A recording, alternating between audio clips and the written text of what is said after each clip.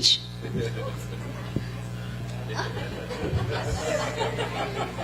Sorry, putting you on spot.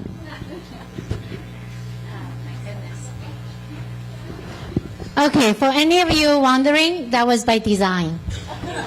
Okay. Good evening, everyone. We still have some seats in the front. If you don't have seats, you're not seated, you can. That's one of my friends calling. Can you come in to sit in front?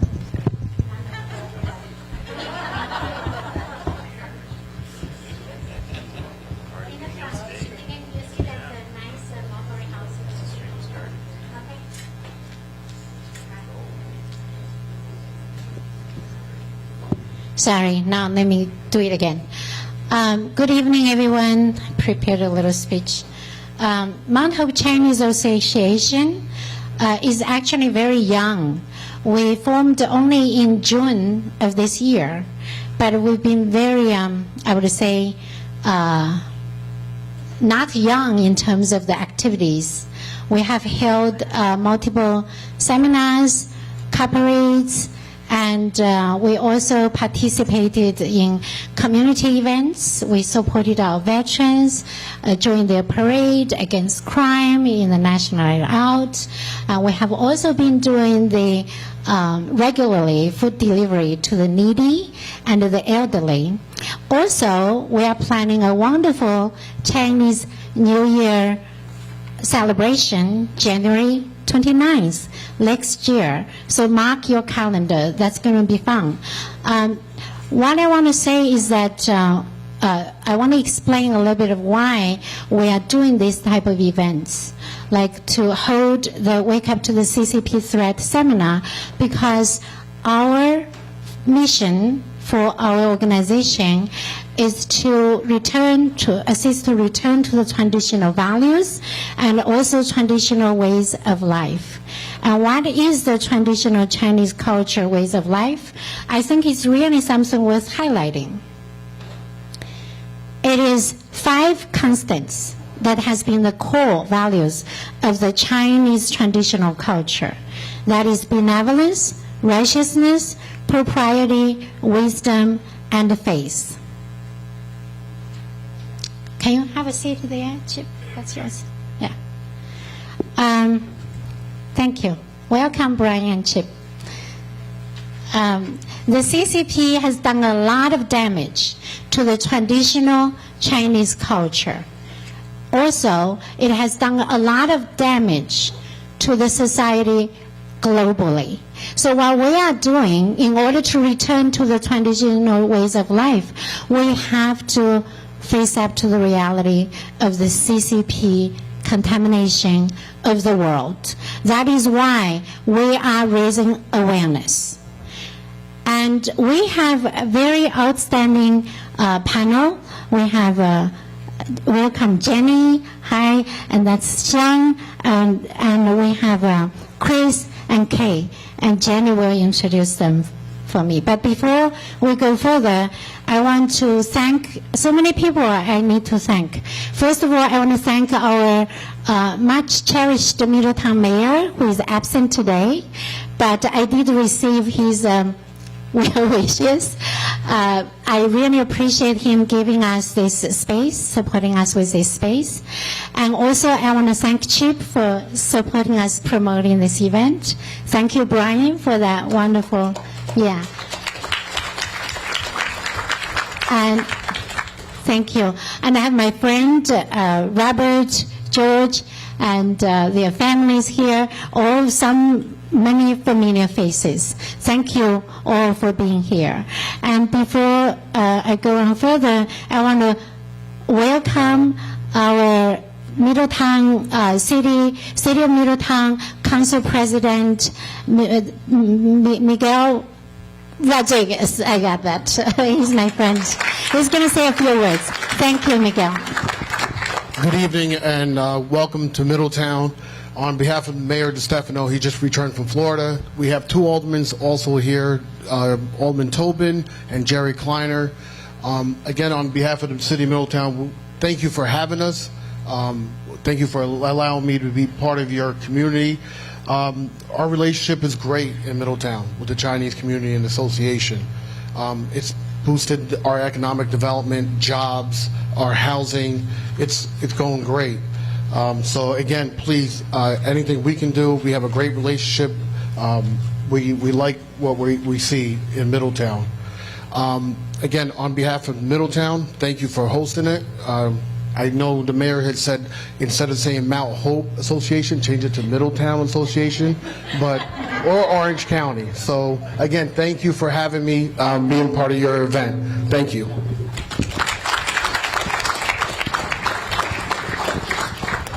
Thank you, thank you. Now, I want to introduce Jenny, our host. Jenny has been a distinguished producer and TV host for 20 years. And Jenny, you can take over. Enjoy. Hello. Thank you, Mela. Thank you, everyone, for coming. It is my honor to host this important forum and also to have opportunity to discuss these important topics with our distinguished panelists. So I'd like to first introduce our three panelists tonight. To my left is Shang Lin. Shang is the Assistant Professor of Biomedical Science at Feitian College, former U.S. Army officer and microbiologist, and member of Committee of Present Danger China. Welcome, Shang. And next to Shang is Chris Chappell. Chris is the host of China Uncensored, a YouTube channel with close to 2 million followers. And his channel has been exploring how China impacts the U.S. Welcome, Chris.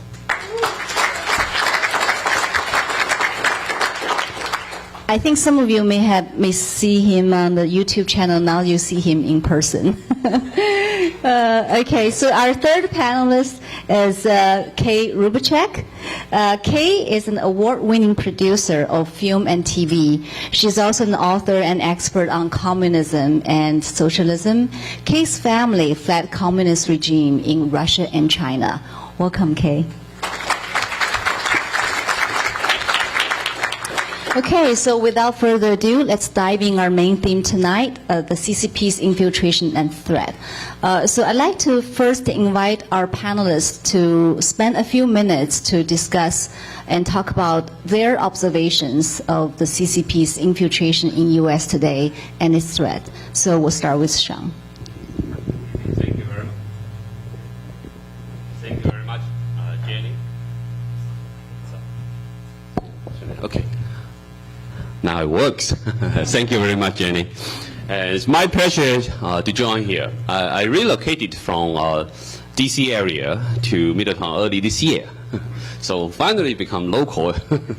Actually visiting this place before, but early this year, finally decided to join here. So really glad. And to start to appreciate the beautiful city and as well nearby beautiful mountains, hills, and forests. I haven't really lived this kind of environment. I'm pretty much a city boy, but really like it. And tonight is my honor to join the panelists to attend today's seminar. And so my overall brief summary is that CCP is an unprecedented existential threat to the United States as well to the whole world. I remember a few years ago when I was still in the military. One time I chatted with one of the actually national security experts. So we were talking about U.S. Army have prepared very well for multi-domain war. So at the time we were talking about air, land, navy, even how do you deal with China's rocket forces. But when I discussed with him, I said, no, that's just not enough. Because what China doing is not just multi-domain, they are all domain. So in 1999, two senior Chinese colonels wrote a book and present the theory of unrestricted warfare. And since then, actually, Chinese Communist Party has been implementing, following this strategy, under these strategy guidelines. Or you can say the Communist Party leadership adopt this strategy. So now you see CCP actually fighting with the world against the United States with all domain efforts, right?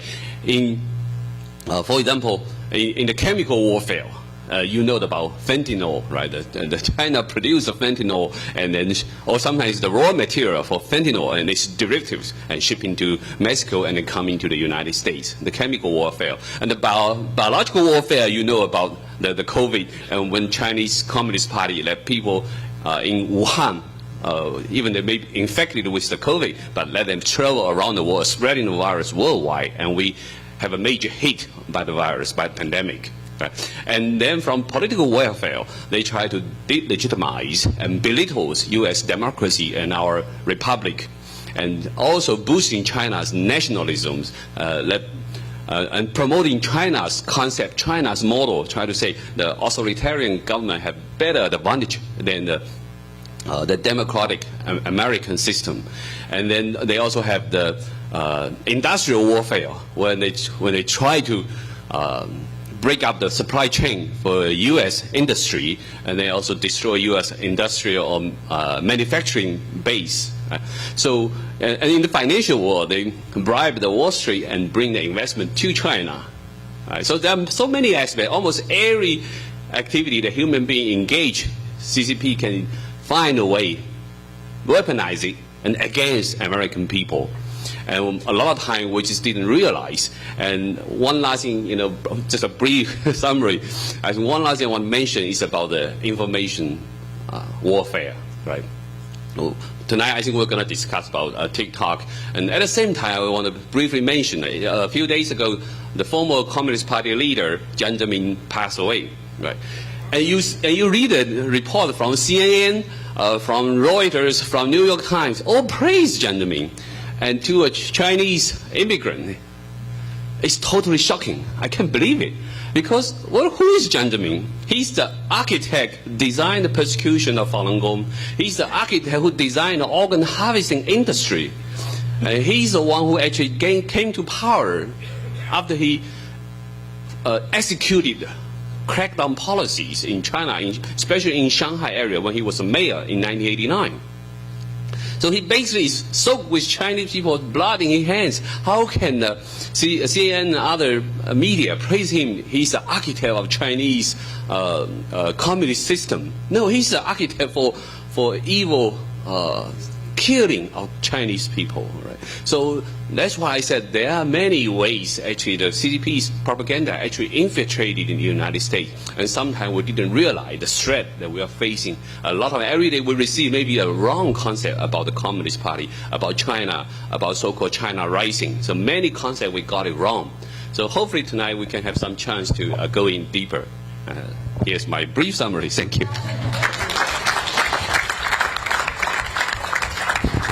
Thank you, Sean. Actually, Sean participated in the 1989 Tiananmen Square student protest while he was still a student, so he'll touch upon that more later tonight. So next, Chris, if you want to. Yes, yeah. Yeah, hello. Ooh, I kind of like the distortion. If my YouTube thing doesn't work out, I can always be a heavy metal guy. Yeah, so I think I'll expand a bit on what Sean was saying about some of the information warfare.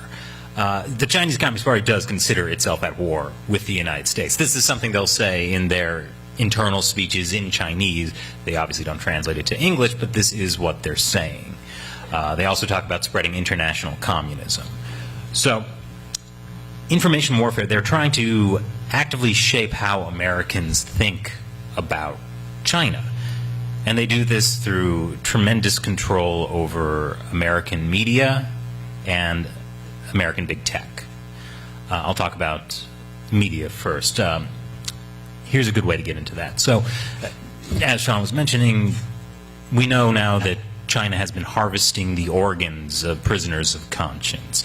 So, to be clear what this means, it means that if someone, say an official, maybe a Chinese official, maybe an official from somewhere else, needs a heart, they will schedule an execution of a prisoner of conscience, and the execution is the removal of that heart. This is a massive system that's been built up over the years. It's obviously hard to get exact numbers, but A couple of years ago, there was something called the China Tribunal. It was hosted by a guy named Sir Jeffrey Nice. He oversaw the war crimes trial of Slobodan Milosevic. This was sort of looking at all of the evidence that they could get about organ harvesting, and they ruled, like, without a doubt, this is happening on a massive scale.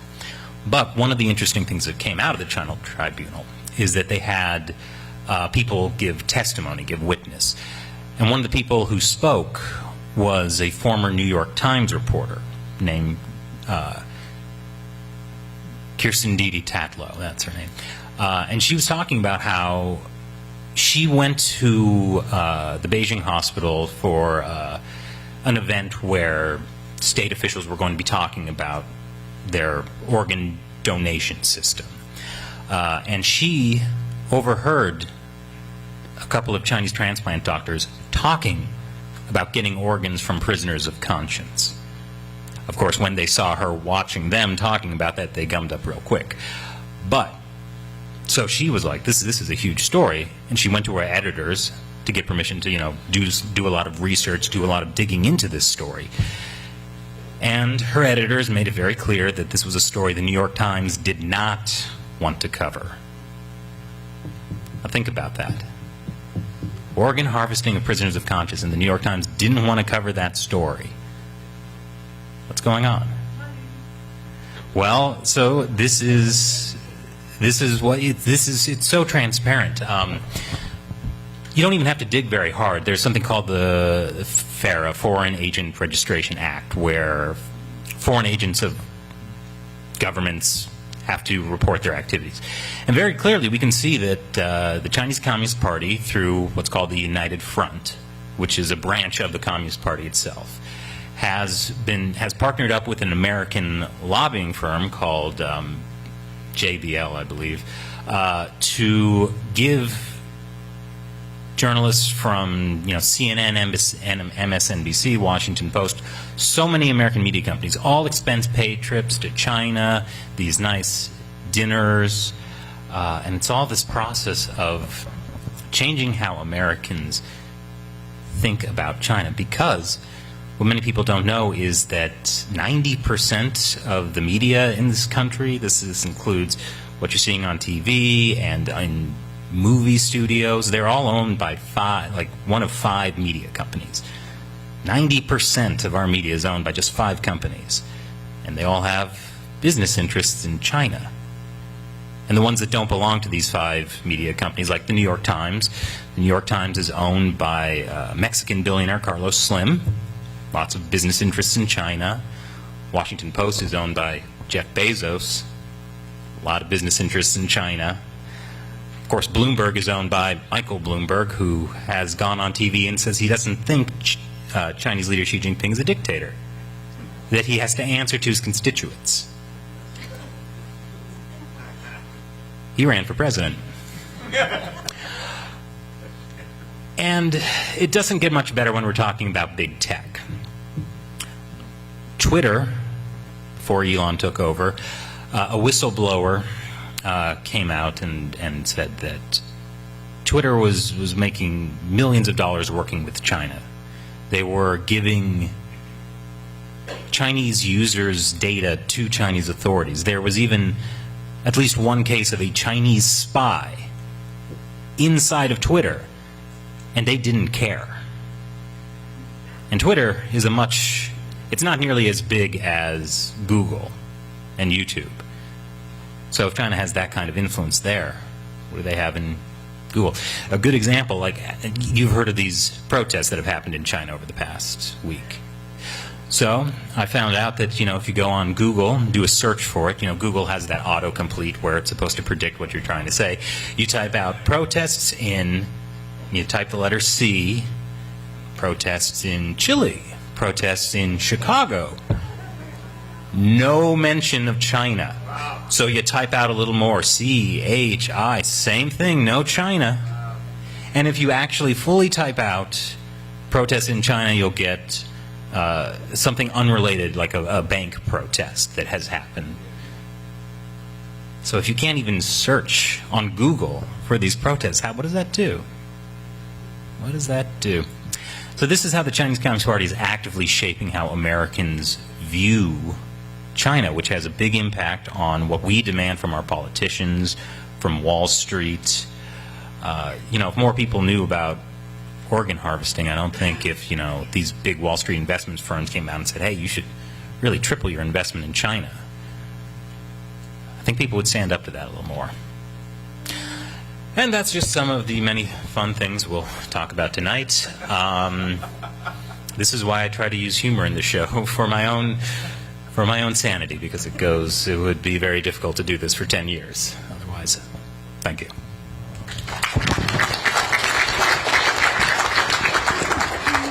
Thank you, Chris. So Kay, I'm sure you have lots of observations and knowledge to share with us too. My work as a filmmaker and an author is I really like to look at the human cost, and I also like to look at the psychological aspect behind it, because really the way that communist ideology works, Marxist socialist ideology works, is they control us through our pocketbooks economically, and they also want to control us psychologically.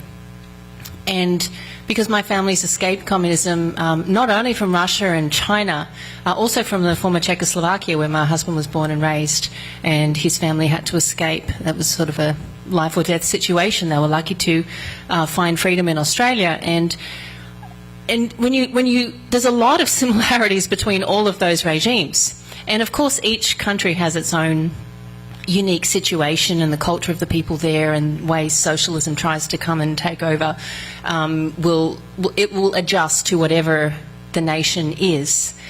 So right now we don't see the threat in the same way that perhaps we saw the Red Scare in say the 50s or something like that, where with the Cold War. It looks different now because we have these things like these mass media organizations. We have this big tech available to us. So the threat of communism, the threat of these dangerous ideologies looks different now. And it's also been presented to us in a different way, where it's also been hidden from us, as with the examples that Chris was giving. So we don't see it in the same way. But the human toll is the same. Communism is a regime that kills. Socialism is the precursor to communism. They don't deny that.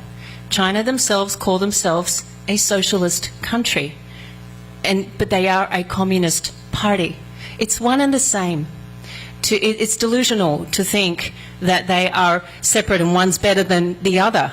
That it's ultimately the same evil ideology that promotes, not that it promotes, it survives on lies, deception, and justifies murder.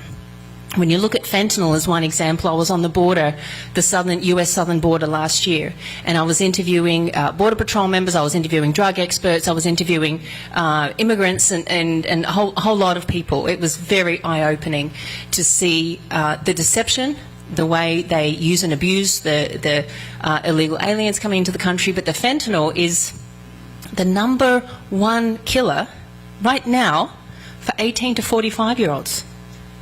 The #1 killer. And who's bringing in the fentanyl? It is the CCP. They are killing more Americans than in that age bracket, that prime age bracket. I'm sure you all know someone who's between 18 and 45. And fentanyl is not like the drugs that, say, my parents experienced when they were going to college, where, okay, you may have a bad night, you may have a bad week. Fentanyl is, you're dead. You're dead. Fentanyl has killed more people than COVID. The death rate is astounding, and the amounts of fentanyl being brought through the border is just beyond the former drug administration experts that I've interviewed. They've said they've never seen anything like this. You know, they used to get sort of small packages of meth, and now they're just busting major truckloads of it.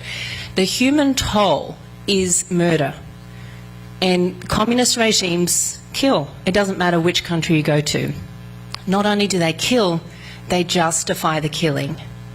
And that's the biggest thing that we sort of get taken away from it and say, well, it could be good in this way, it could be good in that way.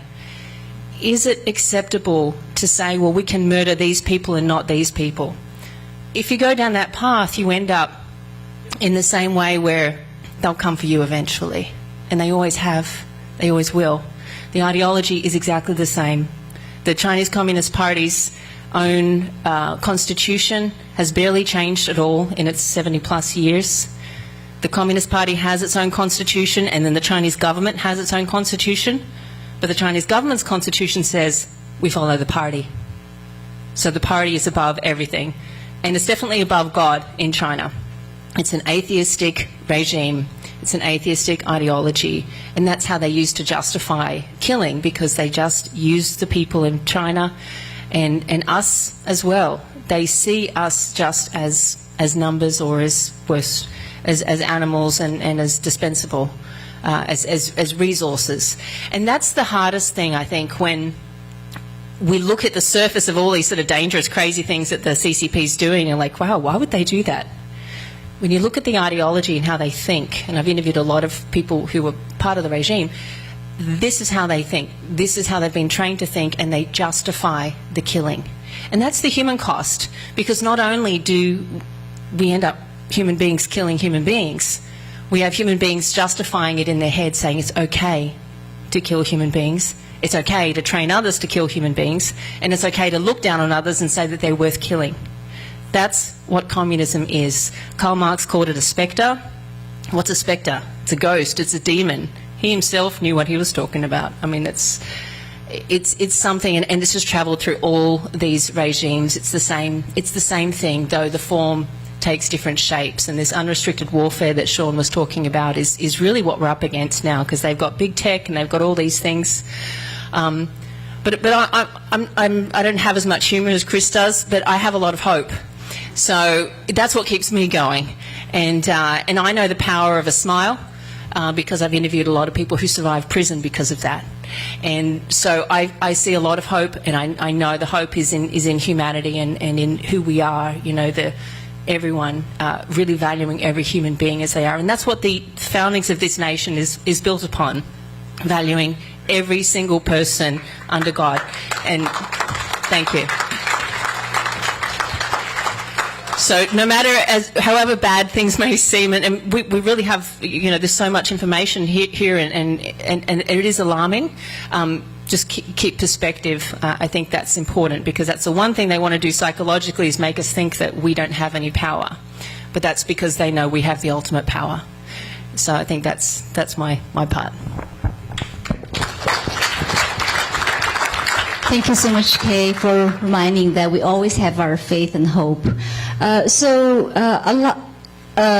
of our panelists, they have a very deep understanding of the CCP and its nature and its behavior, and their experience, their personal experience in past years, helped to shape that understanding of the CCP. So for Shang, I wanted to ask him this question, because Shang, I know you participated in the 1989 Tiananmen Square student movement, and nowadays we see another nationwide protest in China. These days people are protesting the government's zero COVID policy, and as a result, the government actually relaxed the policy a little bit in recent days. But can you compare the two and share with us your thoughts, what does it say about the CCP and how it impacts the U.S.? Okay. So, have any of you been watching the news regarding the protests happening in China, the blank paper movements? So most people have already seen it, right? Okay. Oh, excellent. We have a protester here. Okay. So, maybe we can skip the video, because since most people already watch the protests, probably video clips. So talk about the difference. So in 1989, when I joined the student movement at the time, it was very obvious that the Chinese people were totally upset about the corruption. So at the time, because of the economy reform, so many of the Communist Party elites got rich so fast, you know, because they didn't have any political reform, right? For example, if I have the power, I give you a special authorization for you to handle steel business. You become millionaire overnight. Nobody else can touch it. I give you the authority, right? So all the party elite got rich so fast, So the China society become polarized very fast. So by 1989, people was totally fed up with the level of corruption. So people protest. But at the time, all the slogan that the students chanting about, nobody talk about step down CCP. We only want reform. We maybe want the senior Communist Party elite to step down, but not calling the disintegration of the Communist Party. But this time it's totally different. And you see the news that but even in Shanghai, where many people actually kind of benefit from the economic reform, many people have a much wealthier lifestyle. And actually these kind of people already have the understanding the Communist Party have to step down. And they are totally fed up with the so-called zero COVID policy. So people directly sensing how it feels to totally lose freedom. Okay, it's better. Huh? So to lose the freedom directly and be locked down in your home for months. So it's actually like living in a prison in your own home, or turn your home into a prison. How does that feel? And many people actually were dragged away to certain temporary quarantine facilities where you did not get enough or even did not get any medical support. So people understanding that the Communist Party basically treating Chinese people like cattle. You know, a pandemic, we think is handling human being, right? But how do you deal disease outbreak in the animal, in the cattle? You just move them away, right? You maybe even kill, cooling large quantities of chickens or pigs got infected, right? So this is what Communist Party do. They move large amount of people, 10,000 people to a temporary facility, and then they can send people to your home to spray disinfectant everywhere in your home. This is what exactly people deal with the animal disease control. Right? You spray the disinfectant in the animal facility while you're relocating all the animals, you're killing the animals. So basically they don't care about any human rights inside China under the pandemic control. So I think many people start to see that, how Communist Party directly deal with large population of Chinese people. So I think people start waking up. These kind of government, you cannot make it continue to take the power. So I think this is one fundamental difference. And then I think another difference, big difference, is that actually in the last 10 years, especially last 10 years, under Xi Jinping rule, China has been turned into a very strong police state, right? So with the surveillance technologies, with the big data, with the digital technology, they can monitor, tracking people's movement, and also your any of your language, any of your comments on Chinese social medias. Right?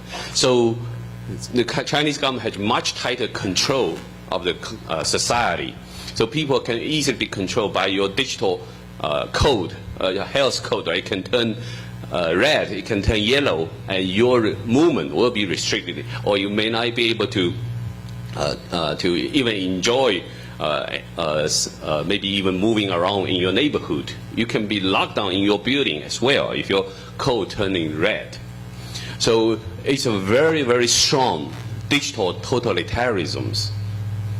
So this is very different. And you cannot imagine in 1989, I was traveling from Hangzhou near Shanghai to Beijing to protest. This time is impossible.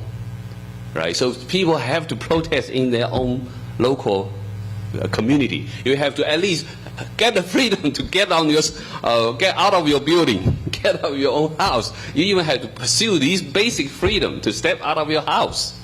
So this is a very different degree of losing freedom. And so I think this is also signifying that China has turned into, I call it a West Korea. It's not North Korea, it's like West Korea. It's a very, very, very different situation. So Chinese people see the suffocation in losing your freedom. So I think actually one important difference is that the Communist Party now is actually very, very vulnerable. In 1989, they were actually very effectively can control the society using the military, using the crackdown, right? They killing the people, use the tank. But now I think they are much weaker. And Chinese people are waking up, and the Communist Party, even though all the power are gathering together in one person, in Xi Jinping's hand. But in this way, he actually making the Communist Party ruling system, the organizing system, kind of bankrupted already. Everybody have to only listen to Xi Jinping. So it's very different from 1989. So it actually signifies much vulnerable situation.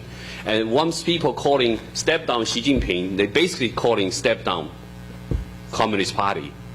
So if you're against Xi Jinping, you are equal to against the Communist Party now. So this is very, very different. And that's why I think the Communist Party is much weaker.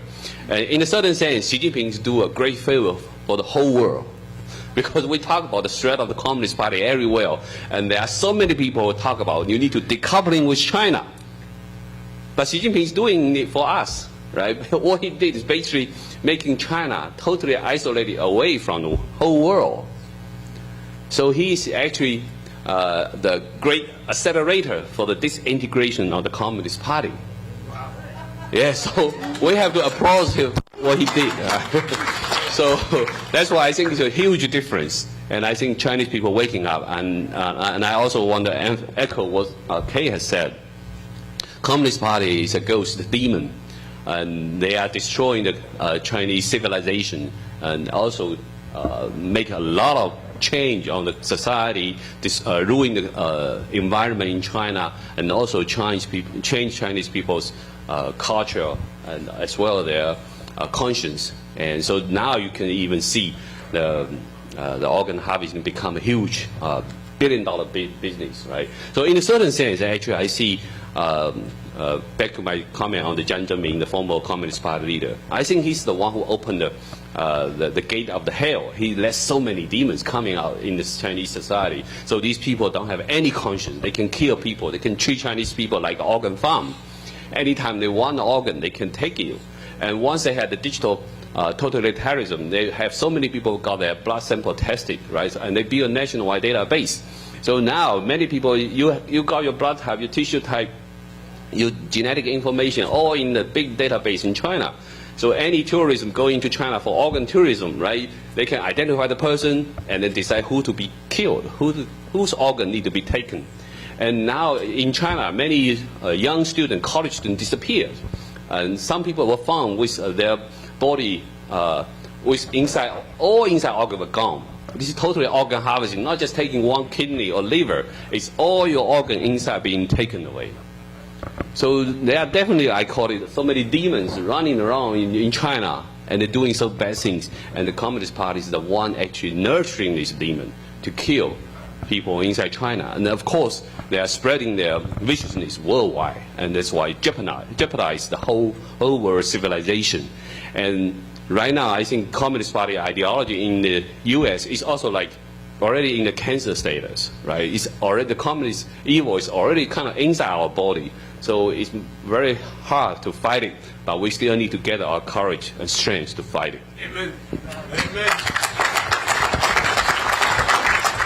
So the million-dollar question right now is, of course, how do we counter the CCP threats, right? A lot of people are asking this question. How do we hold the CCP accountable? How do we stop our corporations and Wall Street and our political elites from benefiting and working with the CCP?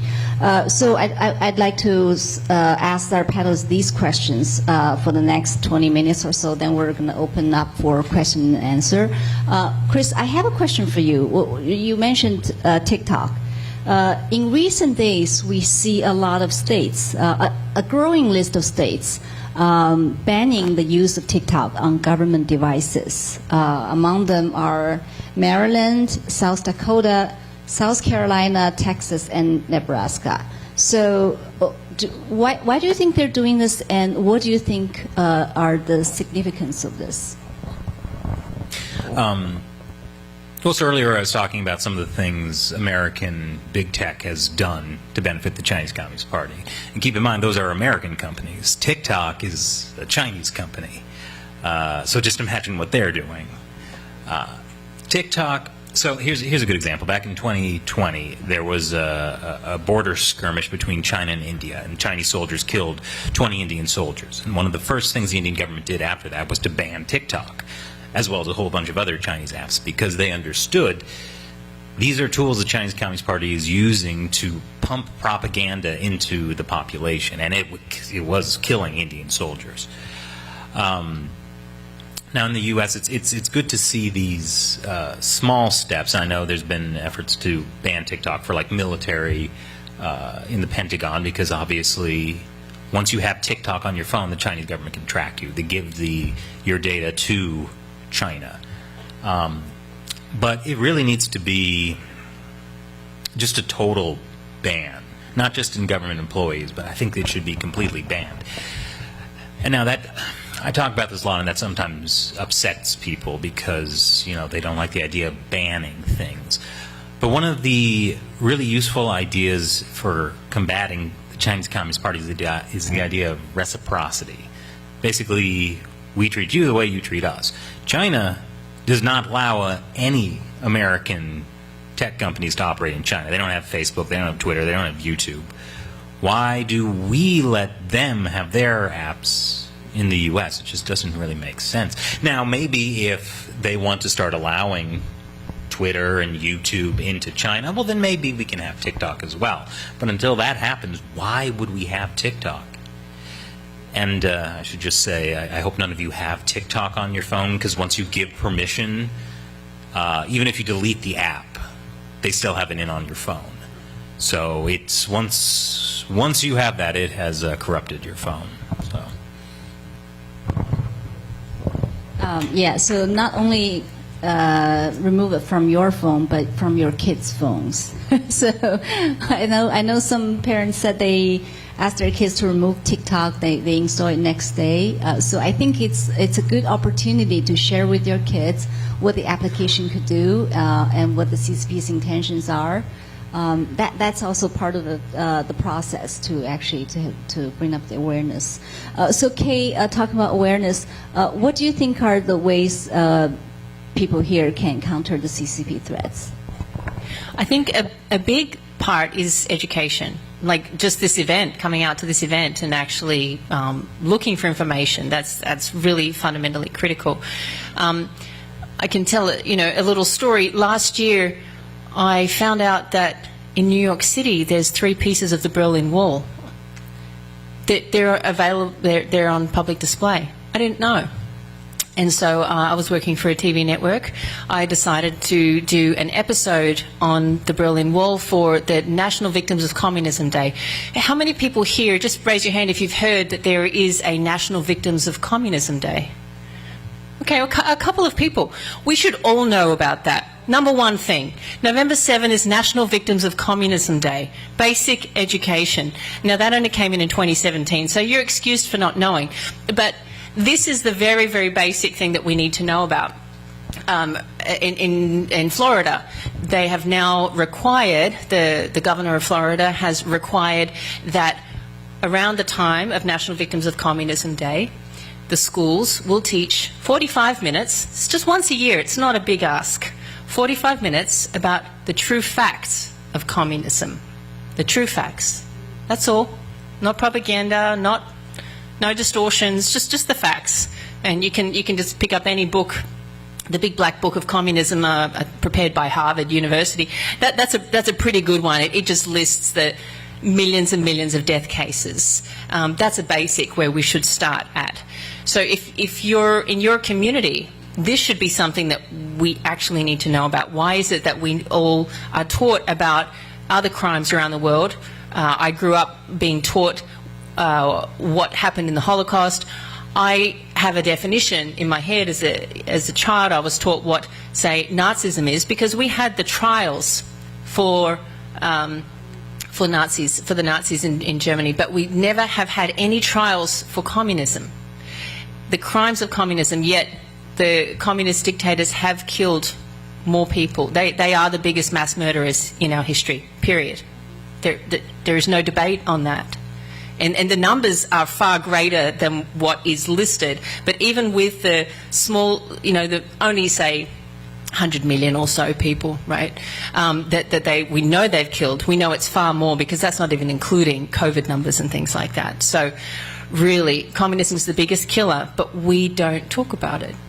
And people may feel, someone called out earlier when we sat up here and said, thank you for being brave. Why? Why are we brave? We're just talking about what's going on. There is nothing to be afraid of if we just tell the truth. Because ultimately, it is the CCP that's afraid. It is the CCP that's afraid. They are afraid of blank pieces of paper. Hello? There we go. How scary is this gentleman over here? Right? Thank you, sir. Blank piece of paper. Thank you, sir. Yes, I will. In China, 20 years ago, I was arrested in China, and I was thrown into a Chinese prison, only for 23 hours. I participated in a peaceful protest for human rights. I held a banner that said, compassion. One word in Chinese, compassion. That landed me in prison. That was Tiananmen Square. That was eye-opening. And now you cannot even say that. In China, people are being arrested. They're protesting with blank pieces of paper. Now that is the extreme censorship in China. Say 20 years ago, I held this word, compassion. And the police told me that is illegal in China. They told me that's why I was arrested and that that's illegal. And I thought, you're insane. And that did lead me on the journey of understanding the psychological aspects of socialist ideology on people, because there was hundreds of police officers there that told me the same thing. They interrogated me. They were brutal. It was shocking what they did to myself and others there, to non-Chinese citizens. But now the Chinese citizens are censored to such a degree. Like Sean was saying, we've come a long way since the Tiananmen Square protests in 1989. So many people don't even know about them these days. The youth don't even know that the Chinese Communist Party killed 10,000 plus innocent people on Tiananmen Square. Mostly students, ran them over with tanks. They called it pie. They mushed the bodies into pie. That's what they called it. That's how they treat human beings. That's the official document. So this is now the Chinese people, if they have to bypass the censors. Any word that they try to put out there, it gets put into a list and then it gets censored. So they have gone to such an extreme where they are protesting with blank pieces of paper. They are holding blank pieces of paper, like just exactly as that gentleman did over there. But in China, he would have been arrested. But here we can do that. So we have to value what we have here, because there is nowhere left to run. America is the only place that still has, that had this amazing foundation. You look at Europe, really very much socialist in many ways. Other countries all look to America. And if the American people don't value what we have here, then forget it. But if we value what we have, then we win. Because they're just expecting us to give up. That's their best bet, because it's a regime based on lies. So where they are so afraid of blank pieces of paper, of someone holding the word compassion, that is what tyranny is. And that's why the basic education, just for number one, know that it's National Victims of Communism Day, November 7. Ask your school, ask your district, do something.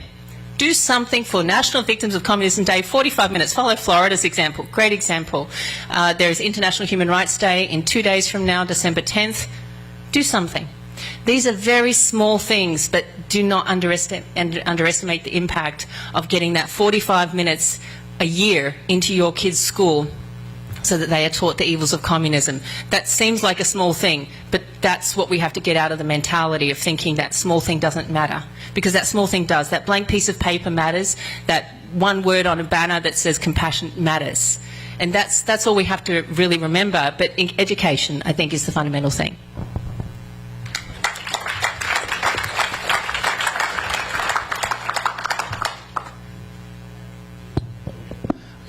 I just want to add a little bit to help people understand about the blank paper movement.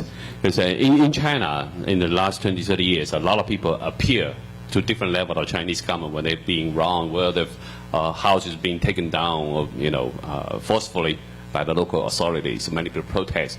And many of these people have to appear for a long time, many, many years. And many people suffer tremendously, and they don't have much resource.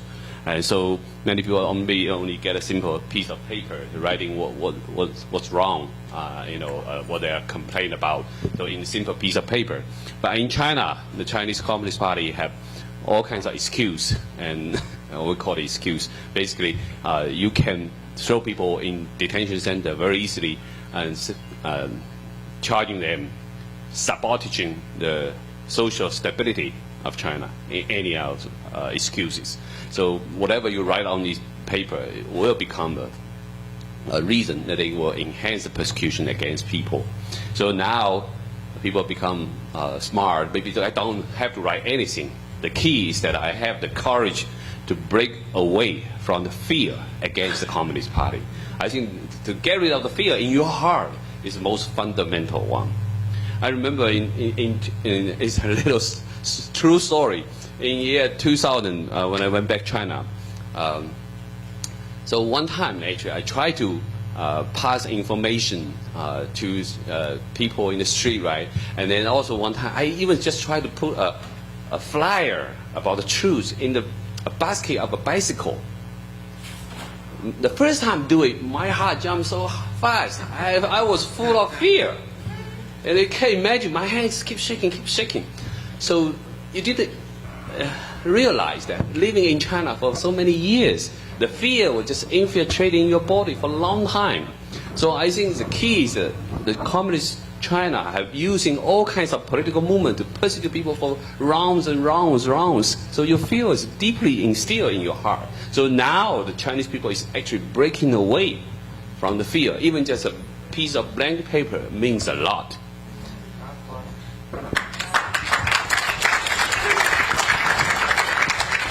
I just want to quickly touch upon the education thing that Kay just mentioned. I think parents can go to school board requesting to add this kind of education, right, into the curriculum. Educate the children about the communism, the harm, the crimes it has committed, the harm it made. And I think DC has a victim of communism memorial, right? Maybe organize a field trip to museums like that. Yes, actually, the Victim of Communist Memorial Foundation has opened up a very nice museum in DC downtown, so you can visit that. And also, they have good education programs to educate at the high school level as well as college level. So you can have these brief teacher training section. So in any of the school, if you're some teacher interested in providing this kind of course to students, they can send the teacher to the foundation to have a 1 week training to understand the Communist Party's, you can say, full spectrums damage to the human civilization. Right? So they will actually bring witness to tell the story, what they suffer in many different countries have the communist ruling. And so I think it's very, very effective training courses. So I think we encourage, if you can talk to your Board of Education, to engage these kind of courses. So I'll just give Chris a few minutes, then we'll open up for Q&A. Chris, anything to add? How can we counter the CCP threats, and why is it relevant to local communities like Middletown? Yeah, this is important. Basically, I know we're always asked, what can we do? What can we do? And over 100 years ago, Marx said the specter of communism is ruling the world. And I think he was really right about that. Even people who are against communism, many of the key ideologies of communism, it's just everywhere. And I think people just have really difficult time understanding what communism really is. Have you heard the song "Imagine" by John Lennon? Yep. Do you know he described that as basically being the Communist Manifesto? So a lot of people don't know, like, what does that song have to do with communism? Well, you know, it sounds very nice. It's, you know, you have to imagine this world where we're, you know, everyone's living in harmony. It's great. That's the promise. But how do you get that? Well, you have to imagine he says in the song, you got to imagine no countries.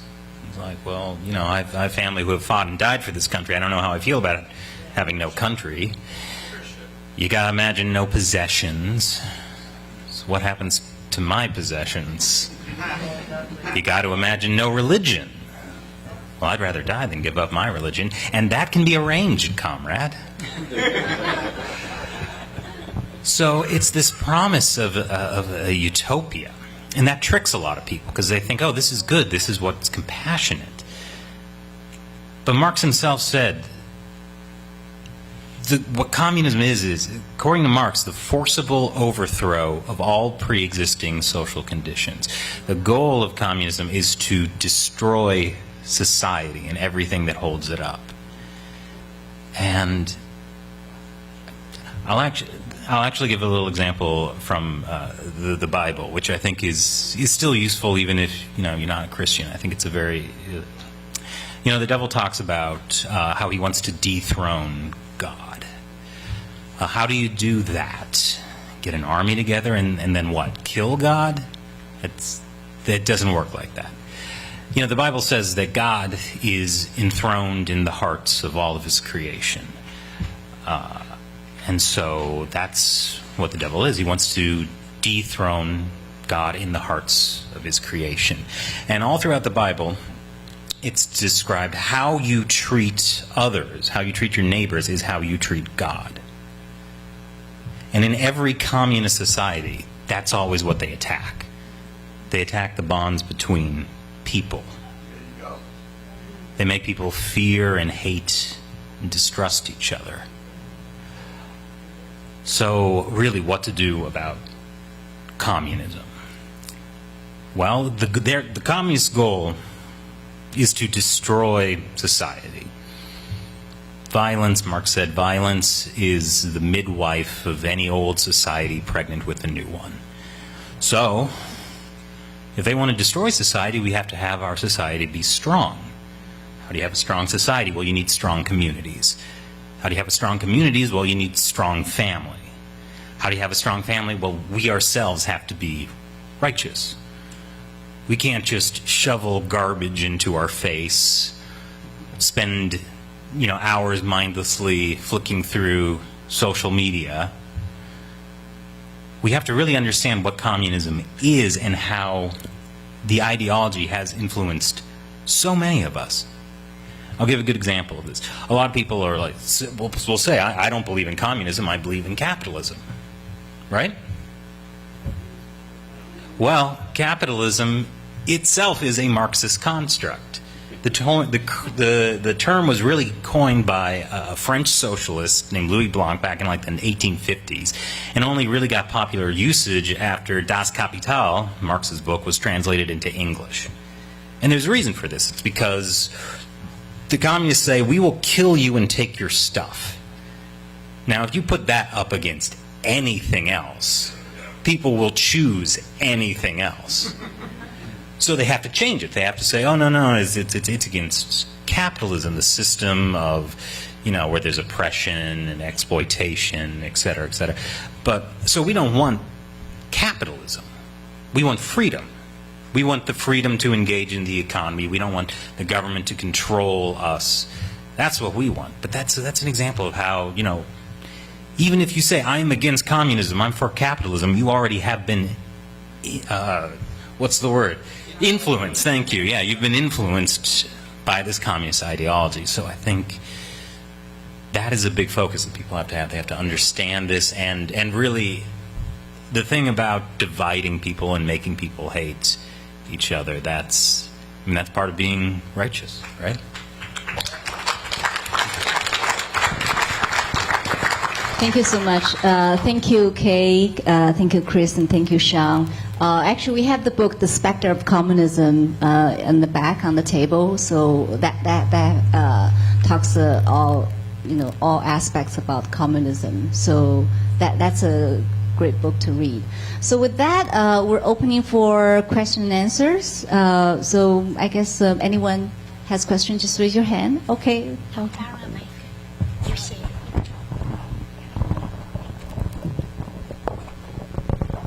Hello. So, yeah, we definitely got it wrong with China. So I don't think a lot of people know this, but when you become a naturalized citizen and you go through the interview, they ask you, number one, are you a communist? And more or less, do you reject the basis of communists? So that's still intact. But like Kate, like you said, it's we need to be educated about it. I find myself, like when I talk to, I call them educated idiots, the ones that read the New York Times. They always mention, like my brother-in-law, wow, they've done so amazing. They've taken so many people out of poverty, which I always say is like, no, I think the West kind of did that in a way, or the farmers actually, and the Belt and Road, and they have choo-choo trains that go really fast. There are so many people that just have completely no idea. And I myself, I just, wherever I can, whenever I can, tell people, just little snippets. Just go ahead, go find out on your own. Like my trainer, I was telling him about the social credit score. Basically, what the hell is that? It's like a credit score, you can't get a good credit card? I'm like, no, like, if you don't have a certain score, you can't take a train somewhere. You can't maybe go to a hospital or go to a certain school. So, like Sean, what you said, it's the many domains that they're fighting in, and I really think the one that, in my opinion, that I think they're most proud of is their successful one, which is this infiltration of just the media and entertainment. And the schools, yeah, of course. Well, I completely agree with Kate. Like we have to. Someone who has helped board members win in my community. That's actually something we're talking about to get them to actually talk about it. So my question is, for why haven't we seen like a real serious movie about Tiananmen Square? I think that would be something akin to like a nuclear bomb dropping on Beijing, but not like, I love Epoch Times. I watch them. Not a documentary, but like a Mel Gibson sort of like blockbuster. Holy, that's what Tank Man is. I mean, I grew up. I saw the photo. I had no idea what Tank Man was. Yeah. I would someone please explain to me, Daddy? Like, They bought Hollywood. Yeah, that's why. Completely. I mean, Hitler's the worst. Case your good project next. It's on my list. So I guess my question is, why hasn't it been done? When can it be done? And if it were to be done, what would happen? Okay, let me share a few thoughts. First, in 1989, people don't have cell phones. So you have very, very little footage that people can use nowadays. So, and at the time when CNN took the footage, right, so actually the Communist Party confiscated the original tape. So it's actually already a very precious moment that people actually catch the Tank Man, right? So, but it's very hard to have a comprehensive views to collect all kinds of people's cell phone footage like nowadays, right? So the raw material is very limited. And also, so many people have experienced tremendous, actually, trauma after the persecution, because the second half of the year was even worse than the moment of the massacre, because every people in China were first to toe the party line. You have to buy the Communist Party's propaganda. They tell you it's a political turmoil. There's some people anti the society. People want to, throw away the Communist Party. And so Communist Party control all the media, so they change the language. So people who are not in Beijing don't even believe. So I directly witnessed the tank rolling over a student's head. When I went back my hometown, when I tell people what I witnessed, many people question me. They think I make up a story, right? So because you don't have other source of information, All the media every day was telling people the same lies. Same like the persecution of Falun Gong. You know, when I went back in China in 2000, every moment you open the TV, almost you hear the slandering against Falun Gong. So people have no other way to know that Falun Gong was a practice, you know, very good for people's mind and bodies, practicing truthfulness, compassion, and tolerance. And the Communist Party actually was supporting it before they launched the persecution. Nobody can get this kind of information if you did not directly involve in practicing Falun Gong. So that's why it's very hard now, 33 years later, to collect many precious videos. You know, so I remember in 1999, or probably the first 2 years after persecution of Falun Gong started, so many Falun Gong practitioners went to Tiananmen to protest. If we have cell phone at a time, if Kay have cell phone at a time, probably you have a lot of precious videos showing the Chinese people protest against Communist Party. But at a time we don't have the technology, so it becomes very difficult to do it. And then for Westerners, when you don't have footage, when you very hard to collect evidence, I think many of the film producers was hesitating what to talk about. And then another difficulty is the Communist Party has very, very sophisticated disinformation campaign. Right? Xi Jinping keep emphasizing we need to tell a good China story. So he has already like a master plan. How do you change people's understanding about China's image in the world, the soft power, right? So many of the independent filmmakers cannot even access this kind of information. And then people outside China, you're probably watching CGTV, China Global TV Network, which is another Chinese government's mouthpiece. And also just like what Chris just mentioned about reciprocal principle, right? So not only on the social apps, actually, if you look at the cable TV, all the cable TV carry a Chinese 24-hour channel on at least one. And all these are the Chinese government mouthpiece. And do they allow CNN or even Fox broadcast in China? Maybe only a few hotels, international hotels. But this is totally unreciprocal. So I think we lose our opportunity to obtain the truth about what's happening inside China. Now we are fortunate because people were courageous to share the mobile videos quickly, but it will be censored very fast. So all the media journalists now, they're watching China to try to see, which video pop up. So it's a very challenging work, right? So that's why I think it's very difficult. And if I can add something on the film side, because being an independent filmmaker and also an author, I've had my films shut down in US colleges and through film festivals. But I've also had it, they've received many awards in the same field. So I've had colleges call me from across the US saying, I'm sorry, we've had to cancel your screening or the screening of your movie for our student class, say in medical bioethics or something. For example, one documentary movie was made for that field of study, but it exposed human rights abuse in China. And they said, we were going to show it, but we have so many students from China. We receive so much money from the CCP, we are scared to lose it. And so they cancelled the screening. We've had other film festivals say to me, we are so scared to show your movie. And but they did it anyway. But for each one of those that did it, I'm sure there was many others that didn't.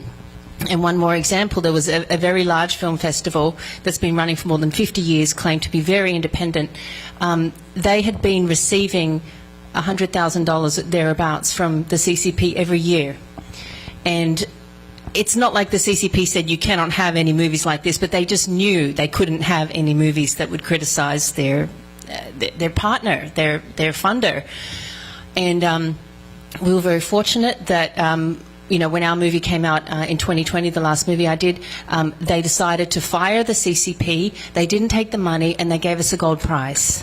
That's guts, So there's people still with guts out there. But this is why the movie industry is very difficult in the movie industry, because the CCP knows entertainment costs a lot of money, so they've bought into it. and they know it's very, very powerful. So there are a lot of independent filmmakers. So support independent film. I can say that. I've got one of my movies at the back on DVD there, and also one of my books, along with the excellent book that Jenny recommended, and on the back table. But there are movie makers that can do it, but also making a movie about China without being able to get access to film in China is another really big problem, and budgets and all of those things. So, but I agree, a movie I think would be very powerful, but I agree with all of Sean's points too. But I think we need more brave Americans to come forward to be able to help tell these stories. That's really what we need. We need to reach a tipping point, and then we'll be able to do that. Yeah, one quick thing I want to add. Actually, now, Epoch Time recently just released a new documentary. It's called The Final War. So actually, you can visit Epoch TV to watch that documentary. It's very comprehensive and chronically documented Communist Party's 100 years plot against the United States, especially after it's taking the reins in China, and their strategy, how to deceive the United States in many different ways, and how do they treat the United States as a top enemy, and why they want to overthrow or want to take down the leadership of the United States in the world. And so I think that's a very, very good educational documentary, and help you understand how tricky, how deceptive, how vicious the Communist Party is. I want to introduce the next guest, Frank. Some of you probably are familiar. He's a hero, a retired NYPD. He wants to share a few words with us. Thank you. Thank you. Okay, so first I'd like to, a second time hearing Kay, Chris, and Sean today, and with Jenny. And so my thoughts of how am I going to speak with this? And I said, what is my boots on the ground? You see here, I'm holding Eternal Spring. Can I ask how many people have seen this movie yet? That's great. So this movie really hits home. You know, I met a couple. I said, what can we do? And that's my part today. Say, what's boots on the ground? What can we really do? So light, when we shine light on things, when we give love on things, it exposes things. It kills evil. All right? I met a couple that's right around here. And they experienced this. They were tortured and almost killed. And they're here today as a victory story. And everybody has to know it. But see this movie, and it talks about a lot of these things. My son said to me, why are you going out there today? I said, I'm going out there for you and your children and your future. And this is the fight we do. My father was in Korea, and he fought. He didn't fight the North Koreans at the time. He told me he was fighting the Chinese, and at that time I didn't understand it. Now I understand it. So he was fighting communism there. We're fighting it in a different way. And it's the age of information, and I come and I hear these things, and then I'm able to start talking to my people and everything. So that's how we could do it. Eternal Spring, love on good people, meet good people. What these parties are doing now, and where they're spreading their money everywhere, and everybody knows it, whether it's Hollywood or our politicians, everything. I don't care, red, blue, doesn't matter. They're all being paid. They're all getting paid, and they're all, you know, it was like, don't talk about the virus. Don't talk about this. Oh, that's against Chinese people. No, it's not. Chinese people are the most loving freedom people in the world. It's not. The CCP is the evil. So don't let them say, oh, you can't talk about the Chinese people. Like, you're a racist. You're a racist because you're talking about it. No, it's the CCP. They're less than 1 or 2% or whatever they are. But the Chinese people are loving people and freedom people. The CCP is under their controlling them because of their brutality. And we are seeing little signs of it here. And that's what's scaring me today, and that's why I have to step up. That's why I drive from Port Jefferson out here. I'm a professional socialist. What is that? Socialism. What does that mean? I've observed people. 1976, I was a messenger for my father's printing company. I walked the streets and I observed, and I always observed people. I always observed things. As a police, and then 15 years after, I did my 20, I did another 15, and then I was working with the UN in different places. And when the Chinese top guy came to the Waldorf, I saw the lineup come and kiss the ring. Every corporation in the world. And I was like, 2000 something, I can't, Chairman Wayne Bauer something came, and they all came to kiss the ring, and the Waldorf was shut off. And I was inside, so I was privy to see that. But, you know, that's what I say when I'm professional, watching the world and watching how things go. And I watch, even my friend, I'm on Facebook going back and forth with him a little. I said, This is all being played out. We're being played to sow discord amongst us, the regular people, sowing discord, red or blue, whatever. It's being played. We're being all played. So we have to rise above it. It is our time. You know, this movie, what I love about it is it really does give an example, just like Tiananmen Square. I mean, like you said, when is that movie being made? But this movie is made now. This is a good enough example, even with schools. Maybe we can get this into schools. Again, it's really... It's on at Middletown right now. It's still on, isn't it? I think it's on at the Middletown cinemas. I heard till December 21st, and you know what? If enough people go, it'll probably go into January during the Christmas break. So let's really support this movie and you know, spread the word. I want it back in Long Island. That's what I'm going to go for. But that's why I take the trip today. So what can one person do? I'm here today. I'm doing what I can. And I think we need to give a round of applause for the owner and manager of the Middletown Cinema, because he extended the showtime for the Eternal Spring.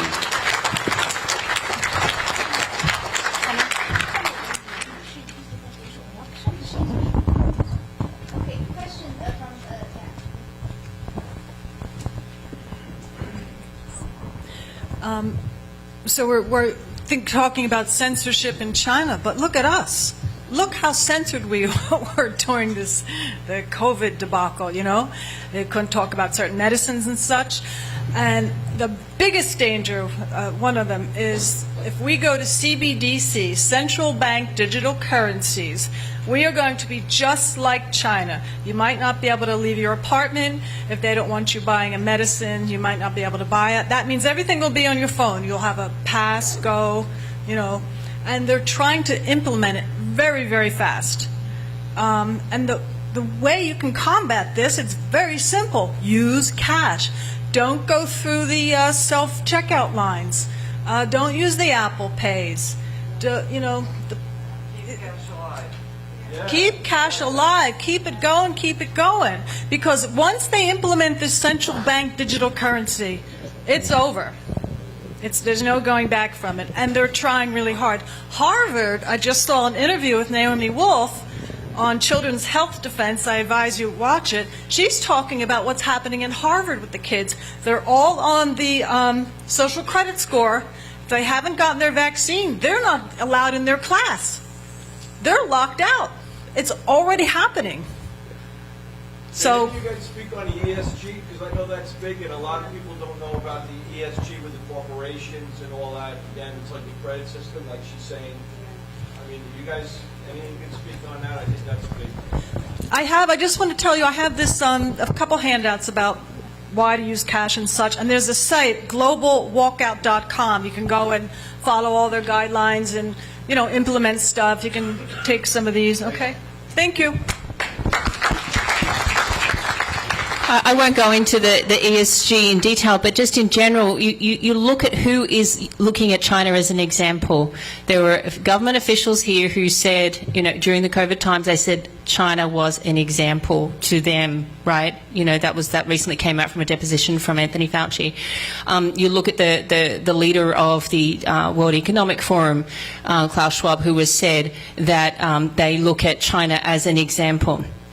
Anyone who is looking to a criminal state as an example for your community, for our society, for our nation, I don't trust them, you know, because they're following the Chinese Communist Party. You just got to get back to the root of all of these things. Same as the ESG, you just get back to the root of things, and if someone is following the Communist Party, you know, personally I don't want a part of it, and it's good. Get the information and really just open your eyes and start looking at where the ties lead, follow the money, and really just, then it's easier to talk about. We don't have to get lost in so much detail. Sometimes we can just look at things like, okay, if it's to do with the Chinese Communist Party, it's a criminal state, then, yeah.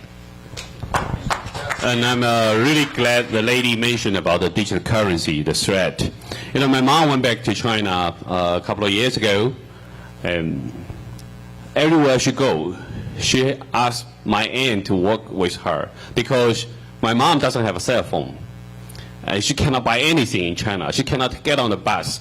And so everywhere needs someone have a phone. because all the payable system are on the phone. So in China, it's already extreme situation, right? So, and then digital currency is actually the next step. And actually, in the most critical phase right now, China is rolling out digital currency in very fast. A couple of years ago, they were only piloting 15 cities, and now they are completely pushing out whole nationwide.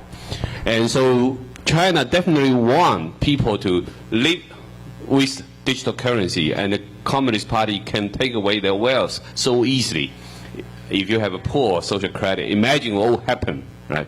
And from another perspective, the Communist Party have waged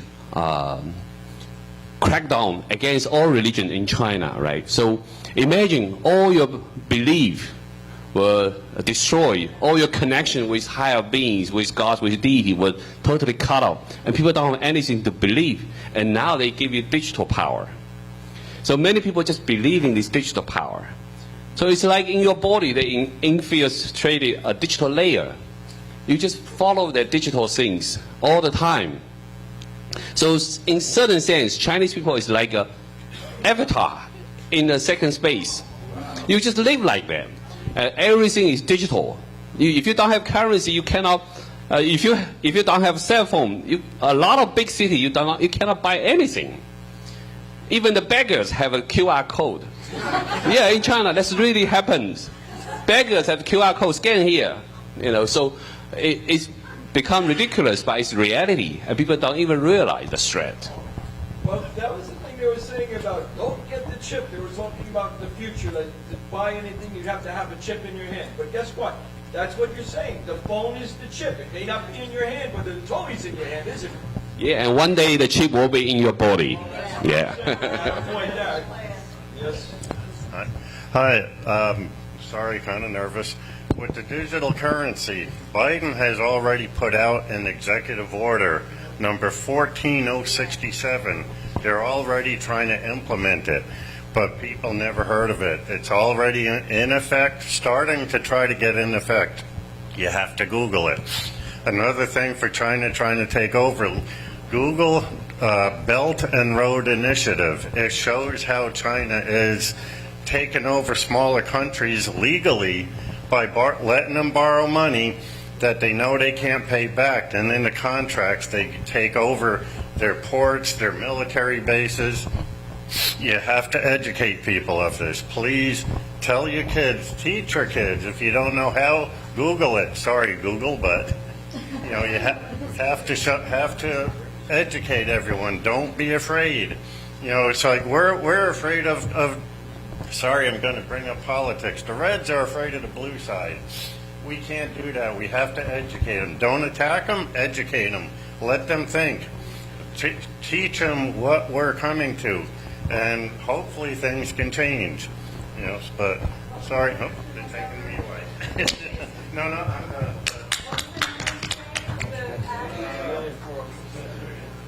14067. It's an executive order. They're already trying to implement it now, trying to see how they can make it effective in digital currency.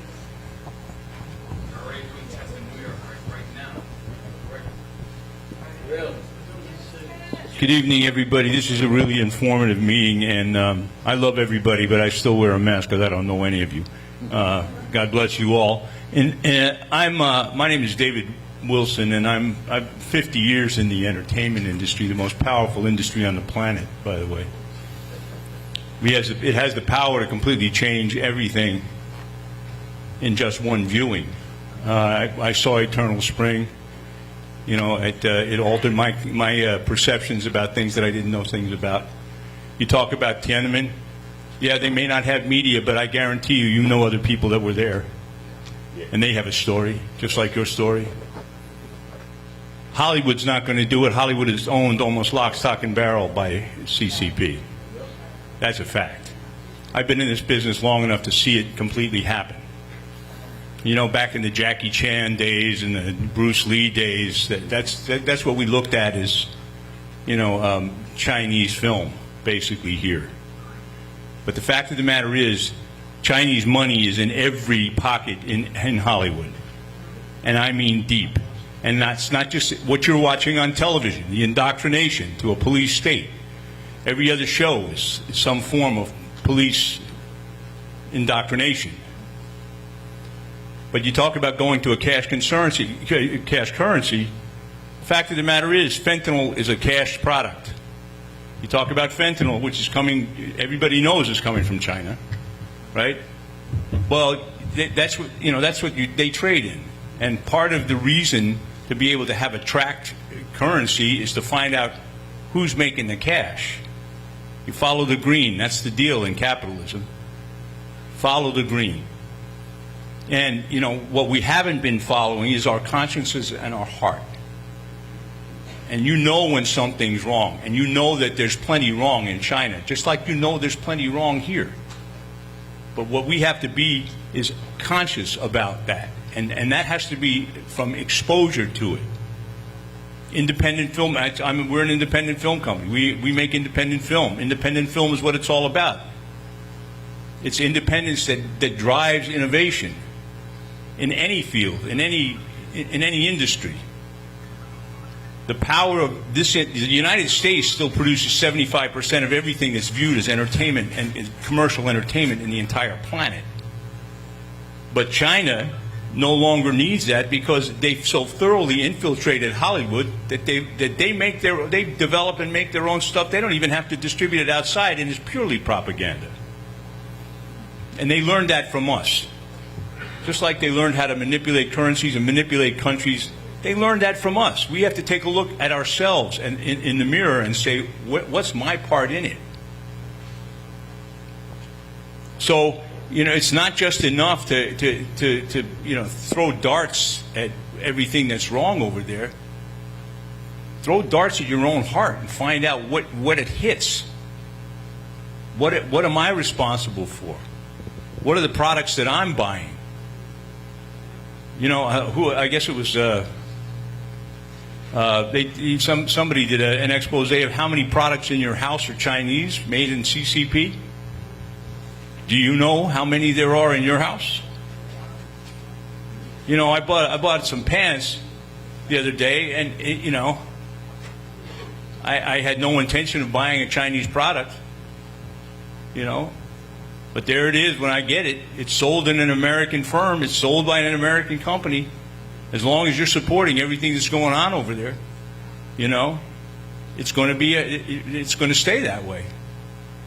You got to hit them in the wallet, people. Buy American.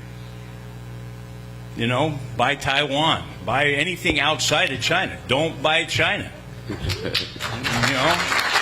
So actually, this remind me one thing. Actually, in Pentagon, in U.S. military, for veterans, right? There has a TSP program, street saving plans. So many of the veterans, government employees, put their retirement monies in this TSP. But the fund was managed by other index funds, and these actually were packaged together. And actually, they invest in the emerging market, definitely including China. So actually, they're using the money from U.S. veterans to invest in Chinese companies, state-owned companies making weapons against the United States. That's the reality, actually.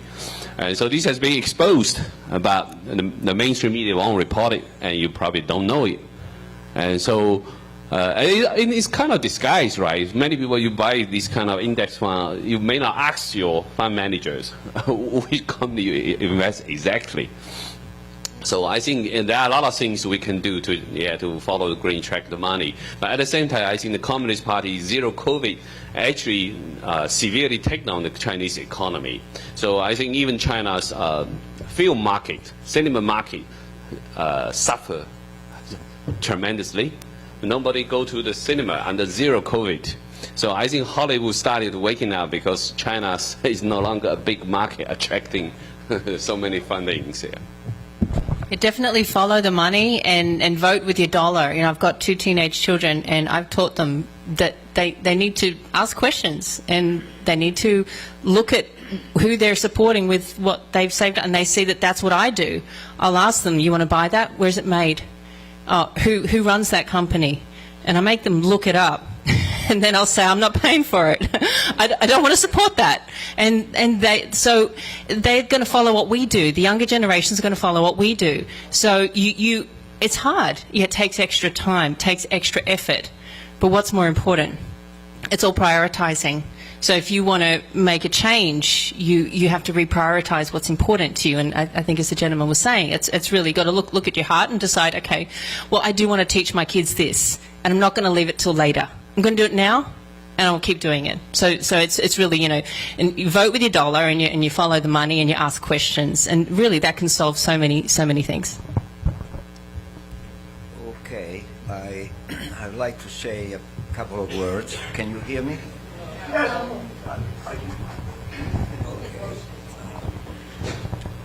I'm an American citizen since 2004.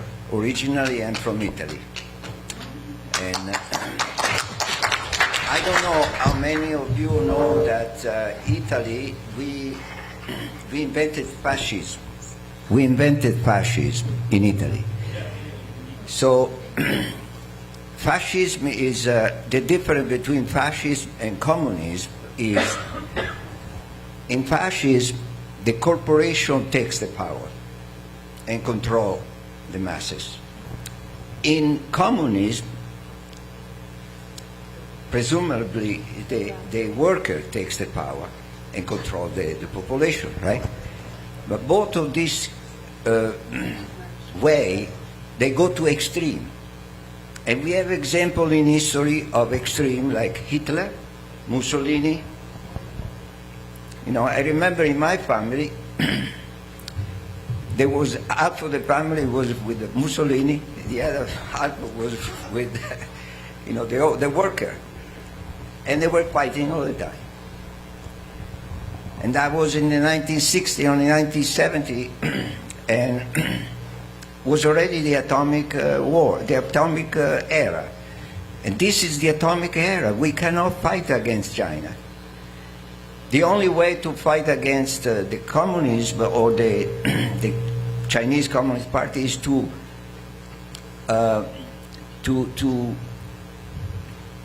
education, through exposing the lie, exposing the corruption, and exposing. And at the same time, we have to be able to expose our own, difficulty, our own situation, because in my opinion, in this country today, we have two threats. One is the Communist Party, yes.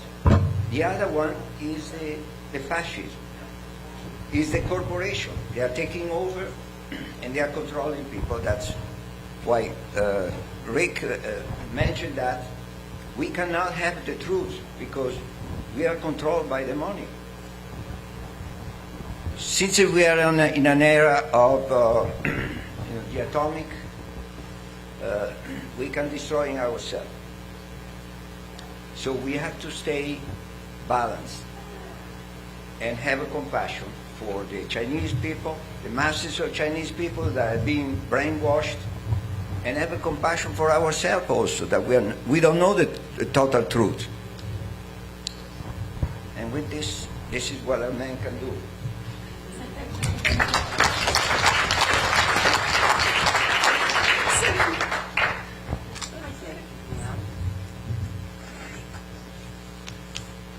Okay. Hello, folks. I just want to say that tonight I am honored to have been invited to this program. And I thank you for all of you, the group that is Wake Up to the CCP Threat, your tireless dedication to waking up us who have been asleep for decades. I agree with the gentleman who says we have to invite, stop the infighting, the red, the blue.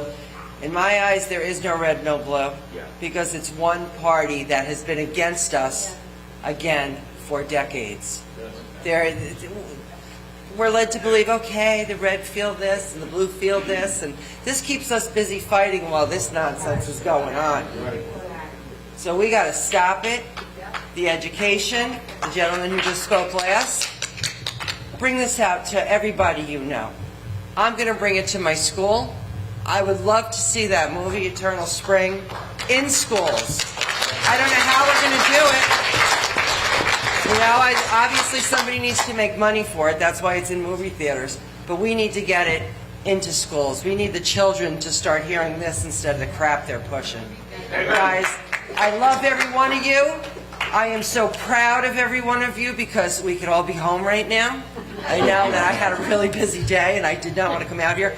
I am so glad I did. I love you guys. Thank you. So proud of all of you. God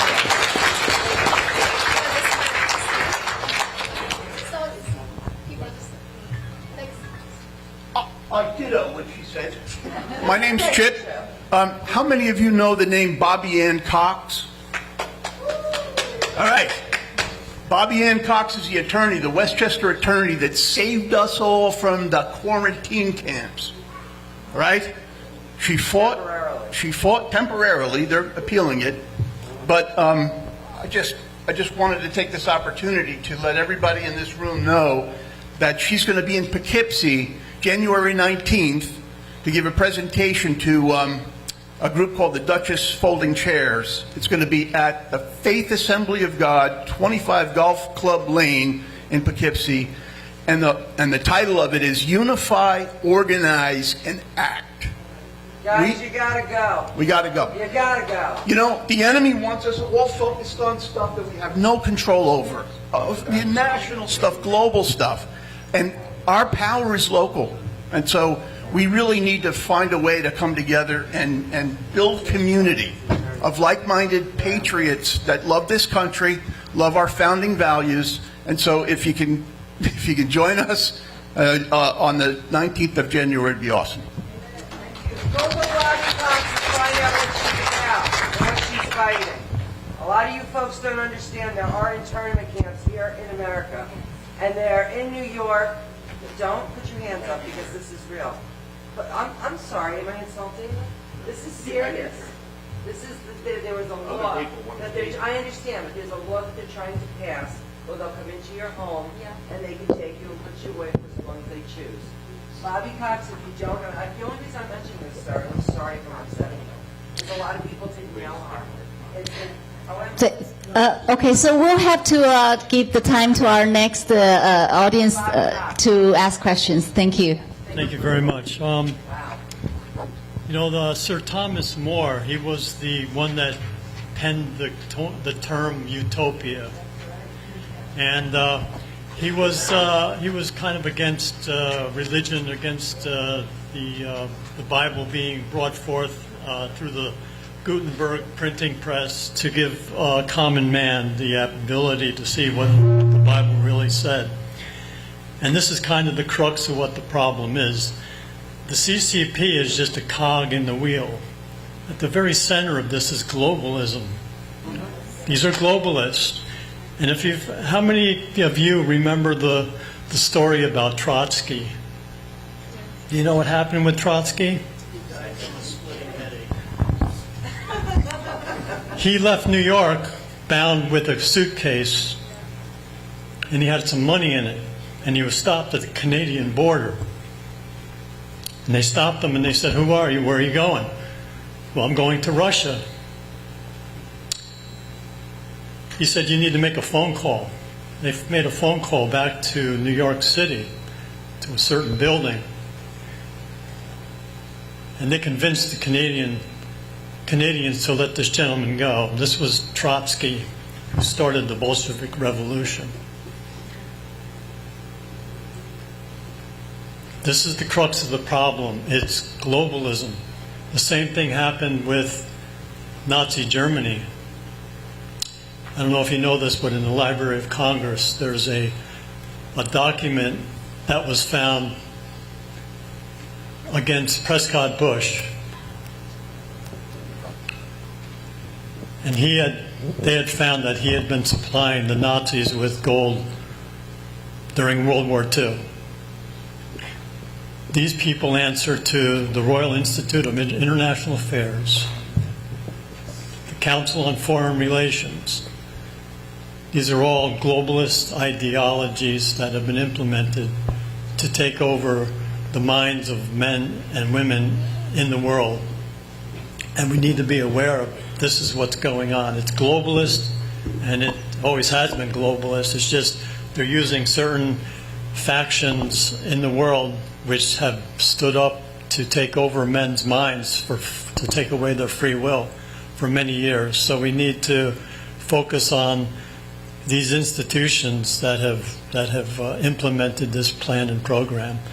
And what's very interesting on the dollar bill, this tells the whole story. Right here on the dollar bill, the seal.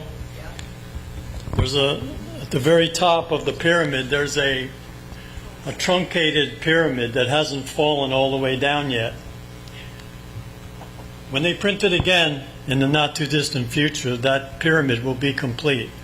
And that'll be the time when they say they've been successful in creating the global government that they've always wanted. So be aware of what's going on around you, because if we don't stand up against this, we're going to be in dire consequences. Let's teach our children. Thank you. I just want to mention that in the book, The Specter of Communism, that we have in the back of the table, there's a section about globalism, and it talks in detail about the relationship between the globalism and communism, so how they work together. So I recommend, actually you can find the Specter of Communism on the website of Epoch Times. So I think there, if you're a subscriber, you can read it too. They also have an audio book of it as well. That's available That's great. Yeah, online. Yeah, I think I really recommend people to read the book. So we have time for one more question. Okay, yeah, that gentleman, that lady. I don't have a question. I have a statement. He's selling a movie, I'm selling a book. You don't have to buy it. The Phantom Virus. 2 years ago when this epidemic started, I felt the spirit of communism. Control, didn't know what it was. People running around with a mask. Woman jumped out from behind me because I was getting too close. I was attacked by people because I wasn't wearing a mask. Nothing was done in the order of courtesy. Nothing was like, miss, you got to have put your mask on. Everybody's panicking. Communism is a spirit. It's here in this room. We all fell for it. Running around with the mask on, when a mask is just about as good as putting up a chain link fence to stop mosquitoes. Wear your mask. Do your thing. Not me. Time to take the mask off and stand up for our freedom. Because I thought he was talking about America. We got communism in this room, keeping us 6 feet away from one another. Why? So the computer can get you. Every person in this room is marked. The big guys got us. You can get rid of TikTok, Google. It's not the big ministries that are doing it. It's the little guy behind everything, which is the enemy. You spoke about the Bible. You must know the Bible. And the story of the Bible is the fight against God and the devil. Fight against good and bad. So I thank God that I learned they planned this virus 32 years ago. It's all in the book. Got the book 2 years ago, talked about the mask, quarantine, staying in your house. Why were healthy people kept in their homes? People standing in line for hours to get a vaccination that might kill them and hurt them. People are dying from this vaccination. It's the mark of the beast, whether you like it or not. It's the doorway that they're coming in. Communism will not take over the United States of America. We've got too many good people praying. I'm a Christian. I pray worldwide with people. People in Congress are fighting for it. Communism will not come to this United States of America. It's a spirit of control, and you can fight it. And if anybody's in this room that's a Christian or a Bible-believing person, you know you can talk to the spirits. Get behind me, Satan. I'm not going to put up with your rules and regulations. Amen? And thank you for your labor of love. Thank you. Okay, so we have okay. We have one guest. Oh, geez, the last one. I'll keep it short. Actually, getting back to your point, we said, someone asked, what can we do? Education. I want to do two parts.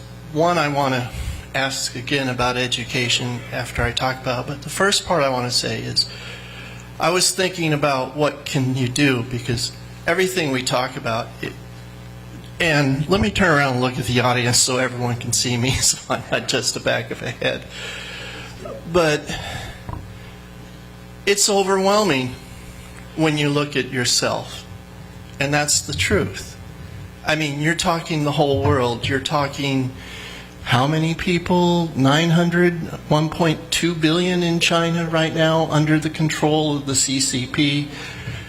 Hong Kong had 2 million people on the streets protesting that all they wanted was to keep the freedoms they already had. To draw an analogy, that would be like 60 million people going to D.C. and protesting, and yet they took their freedom away. Okay, no one's making an illusion how serious this is. And there are times it can shake you to your bones, and it's so big. But what can we do? And it's like in my own life, you step into the darkness and everyone's like, where's the light? Where's the light? Where's the light? Well, that's what I was going to get to. Maybe it's time, even though it's small, we each light our own little light. Because no matter how big the darkness is, even the smallest light chases the darkness away. Okay, and that gets me to the education. The word education, the root of it, educare, is not to put in, it is to bring out. And as on the Statue of Liberty in the New York Harbor, give me your poor, your tired, those that thirst for righteousness and freedom. Your huddled masses. This is what I hear from the protests in China. When they're out there with their blank pieces of paper, what I hear is give me liberty or give me death. What I hear, that is the light they're lighting in their heart. We are right, but let me conclude with education. What I'm worried about is when people use the term education, and you said, where did the word capitalism come from? Education actually means to draw out, not put in. But what do we have in our education system? We have indoctrination. We have critical race theory. So when I get a little concerned when someone says education, people are, oh, I'm going to throw my kids into university in Harvard. I'm like, this is the worst place. Okay, so I will throw that back to you. You want to elaborate any? Yes, I think education, I agree with you on all those points. I think it comes back to, I think like what Chris was saying, how do you have a strong community? You have to get back to the core. I've interviewed more than 100 survivors and perpetrators of communism from different regimes, but especially China. And the strongest tie between, and also in brainwashing studies that have been done for decades from different regimes, a common thread is one of the biggest things that prevents people from being brainwashed, which is a form of indoctrination, right, is having strong family ties. And when I read that, it shocked me, but it actually was, it correlated with all my own research.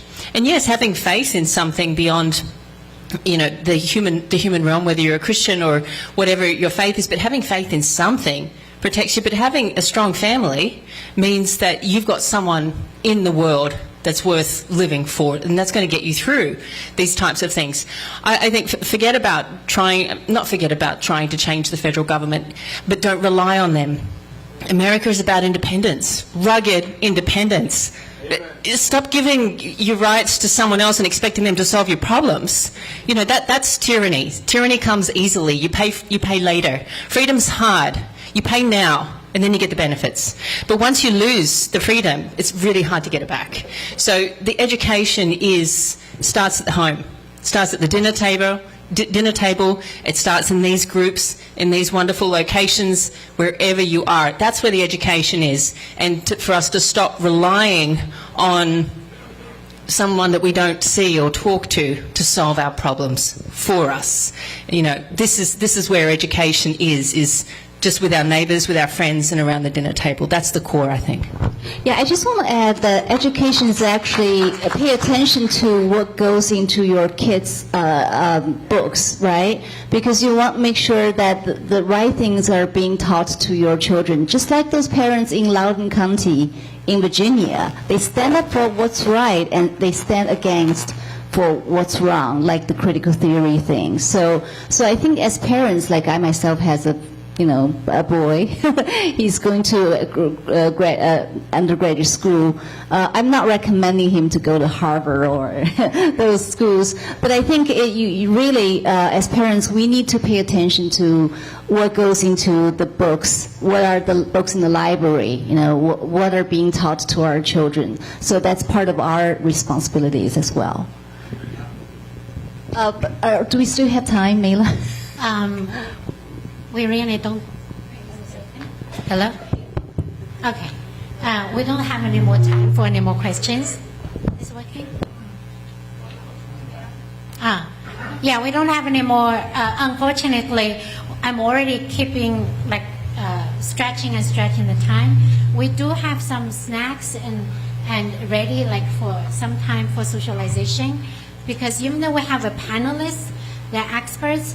I see a lot of experts in the room. You want to mingle and chat with each other. So you want to, okay, that's it. So I am so happy for the questions, for the outstanding performance. Loud applause for the amazing panelists. We cannot resolve the issues in a few seminars, but from the beginning, when we first started holding the seminar until now, I can tell you clearly that the boat of the CCP is cracking. It didn't happen in June, it is happening now. People in China are from all walks of life have been standing up against the CCP. And the American people, you and me, and my neighbors, my friends, new friends everywhere, we are standing up against the CCP. We'll keep going. Never stop. Talk to each other, learn more, and we hope the ending CCP seminar is going to be everywhere. If you have venues, you have suggestions, you have insights, knowledge, share with me. Check out our website, okay? Don't just leave, mingle, drink some tea, check out the book, and check out that movie. That movie actually is the leading contender from Canada for Oscar. It's nominated for 3 categories. It's an amazing movie. Thank you. Thank you so much.